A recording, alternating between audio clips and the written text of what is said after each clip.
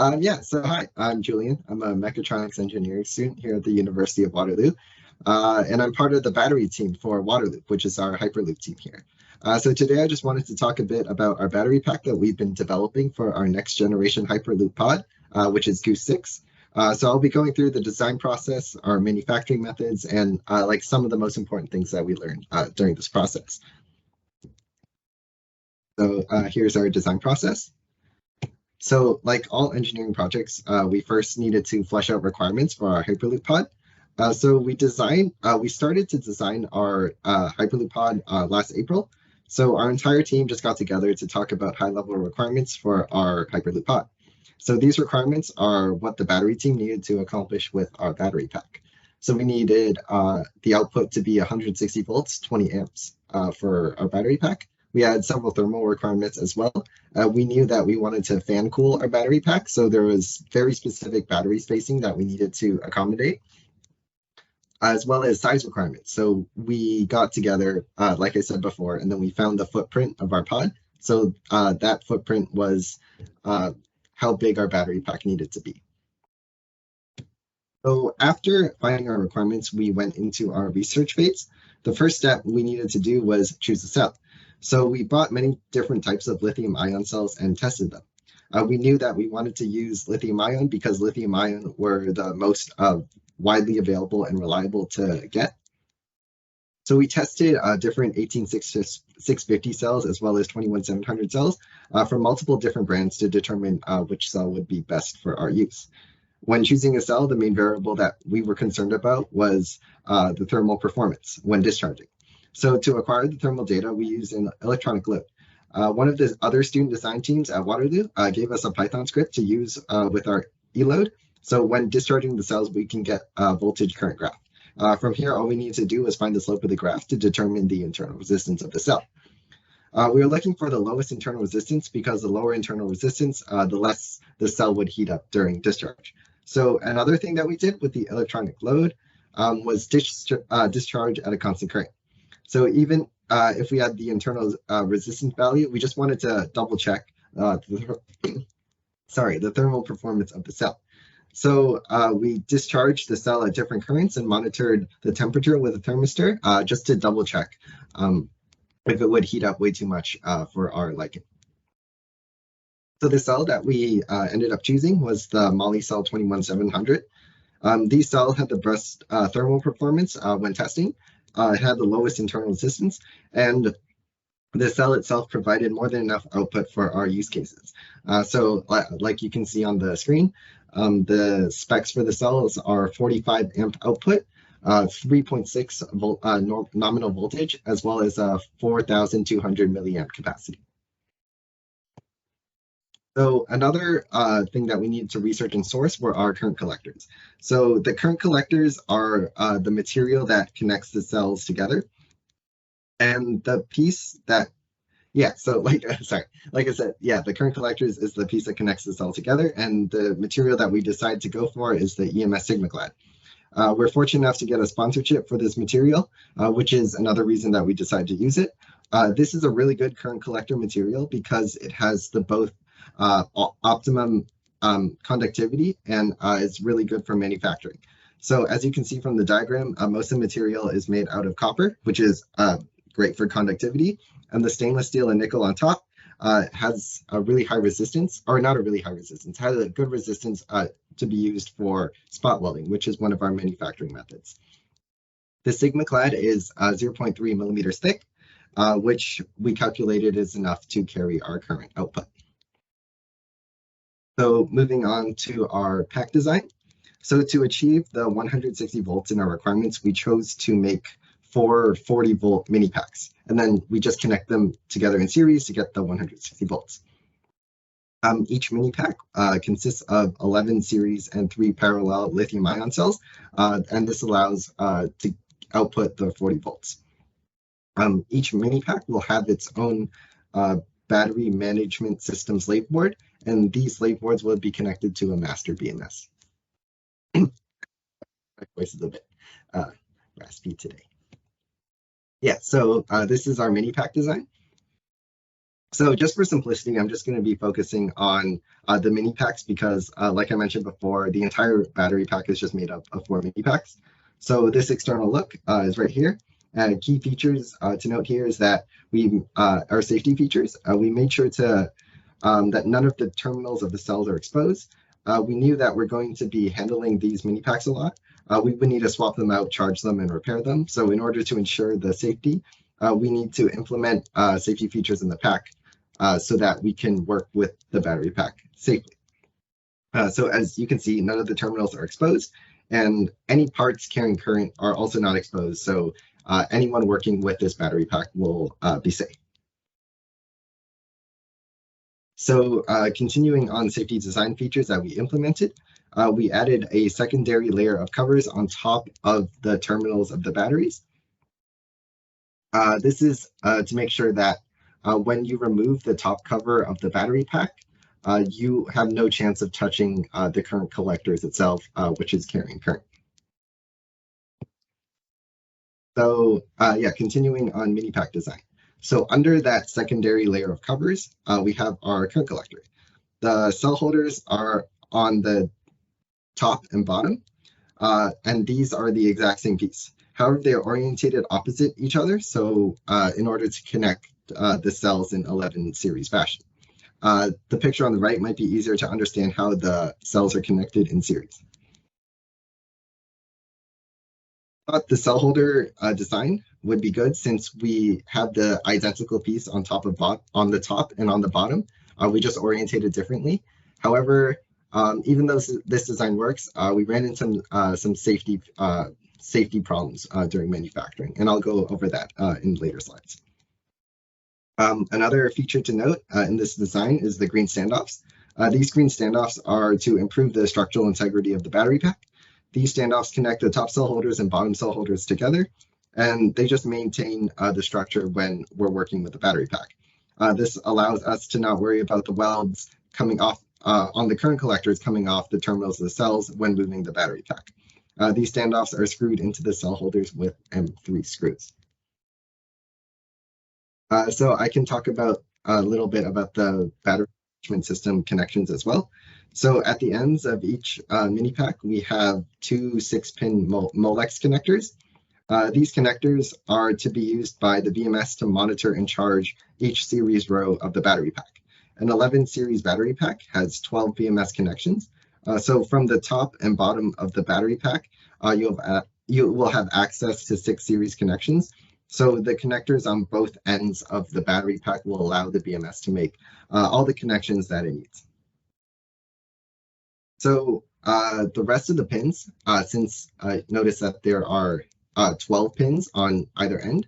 So since you only use 6 on the top and 6 on the bottom, the rest of the pins are used for thermistors because I know by CHC guidelines, we need thermistors on the battery packs to monitor their thermal performance.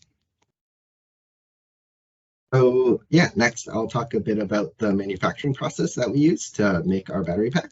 So the main 3 things that we use are 3D printing, water jet, and spot welding. So we chose to use SLS 3D printing for our cell holders because we had a team member working at Formlab, so we had him print the cell holders for us and then just send it over. Even though we needed 8 cell holders to make our 4 mini packs, and 3D printing is not great for manufacturing lots of big parts, we chose to stick with 3D printing because it allows us to have the best customizability for our design. Another method we decided that we could use if we could not 3D print was CNC machining. So we could CNC machine some acetal or some plastic, some sort of plastic in order to get our cell holders.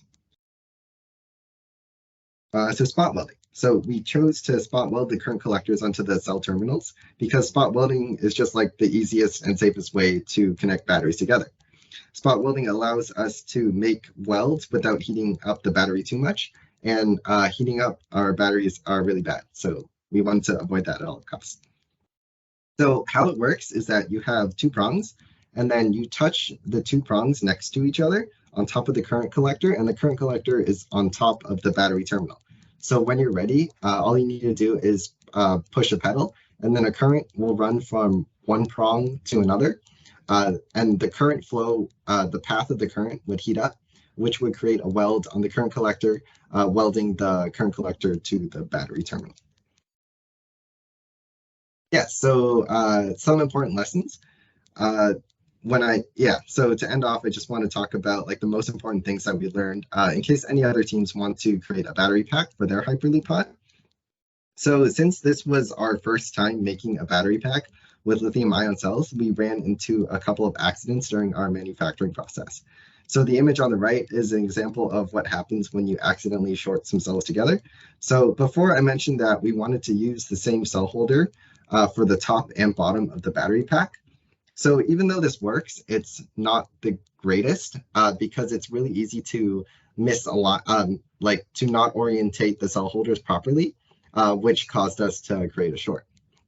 So main things that we learned is to make sure to implement idiot-proof designs during our next iterations so that it'll be impossible to orientate the cell holders wrong, which would make it impossible to get a short. So another thing that's really important is to always know how to use a fire extinguisher. This is something that we learned the hard way, and it should be pretty obvious, but yeah, you need to learn how to use a fire extinguisher. And another thing is, so something really easy that you can do to avoid making a mistake like this is just to have a buddy check system. So buddy check system is something that like you would check your process, your manufacturing process, and then make sure everything's right. And then you just get another person to check again, just to be extra safe before moving on to the next step. And yeah, that's pretty much a bit about our battery pack. I'm open to take any questions if you guys have any.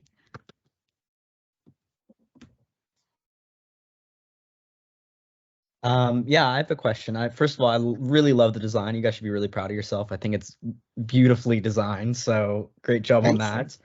I'm very curious about the choice of lithium ion over the lithium polymer cells that you guys had last year.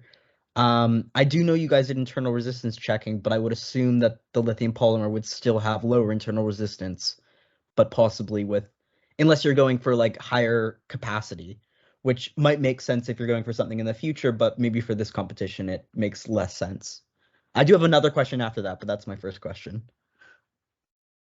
Yeah, so we used lithium polymer, LiPo in the past. We mainly wanted to just switch it up, like learn how to use a different battery cell. Also, we had other teams have a good experience using lithium ion as well. So after doing a bit of research and their experience as well, we just decided to switch it up.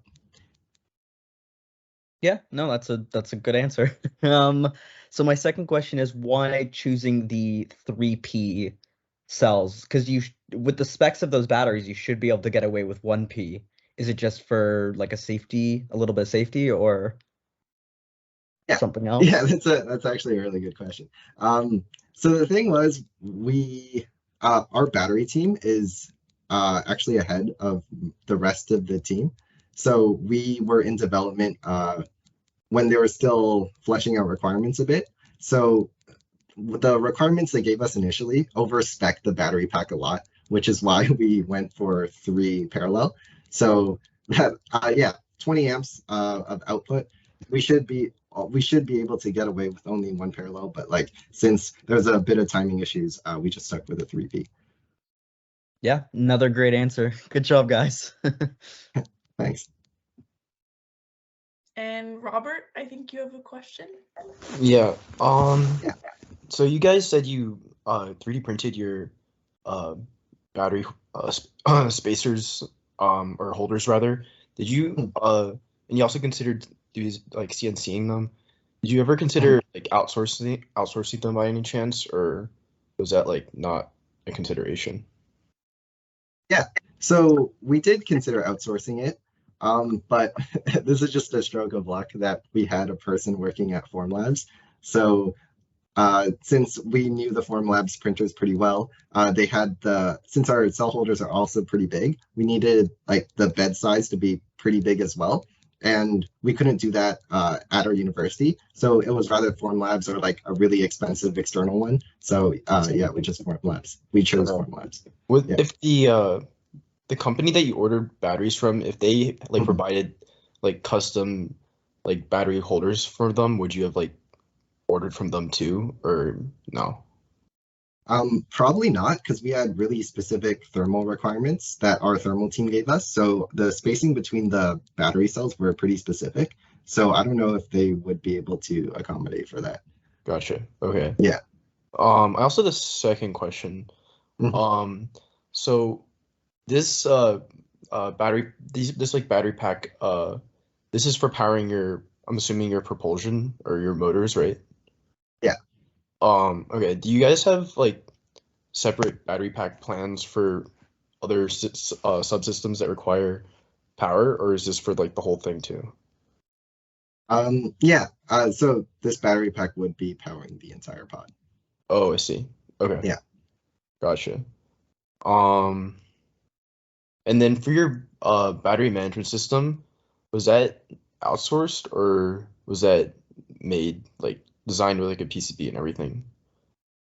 Yeah. So in our Waterloop team, we have a separate battery management sub team. So they just gave us all the requirements that they needed in order to accommodate for their battery management system, and then we just made sure to implement it in our design. Oh, I see. Okay. Yeah. Right. Thank you. Yeah. No problem. Sorry, that reminded me of another question. I'm Mhm. curious about the material that was used in the SLA printing because I know some of that material can be a little bit flammable. So I'm just Yes. curious what you Yeah. guys would use. Um. Yeah. I'd have to dig up the material that Formlabs uses, but yes, it is pretty flammable. That we learned that the hard way.